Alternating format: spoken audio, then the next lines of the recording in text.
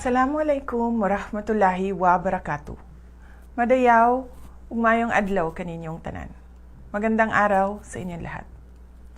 Binabati ko ang Siklablaya Class of 2025 ng Philippine Military Academy sa inyong pagtatapos. Kinikilala natin ang lalim ng inyong pagmamahal sa bayan na una na ninyong pinamalas nung pinili ninyong pumasok sa PMA.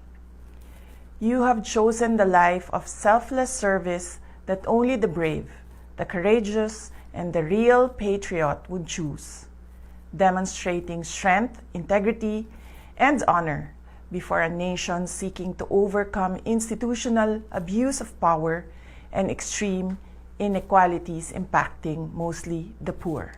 Lagi sana kayong maging instrumento na magsusulong ng kabutihan, ng tama, ng katotohanan, at tunay na pagbabago sa buhay ng mga Pilipinong patuloy na nangangarap, nagsusumikap, at umaasang magtatagumpay.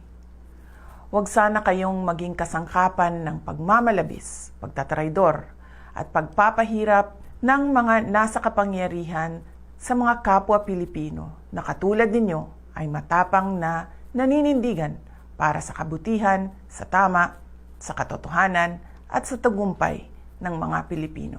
Sa inyong paglilingkod ay magsisiklab hindi lamang ang mga minimithi natin bilang isang malayang bansa, kundi pati na rin ang pagliliyab at paglagablab ng ating lakas upang maging tunay na malaya.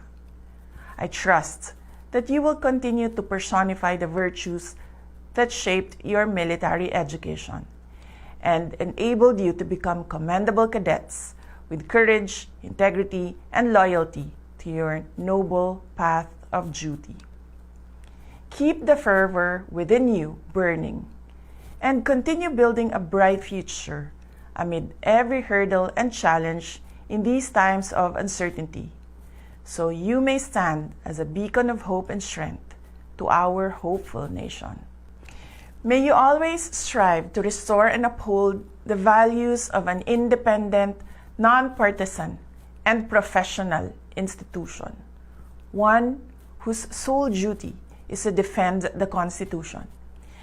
May you never yield to the greed for material gain, political pressure, or foreign influence. May you always stand unbowed. Congratulations, Siklablaya Class of 2025. Shukran.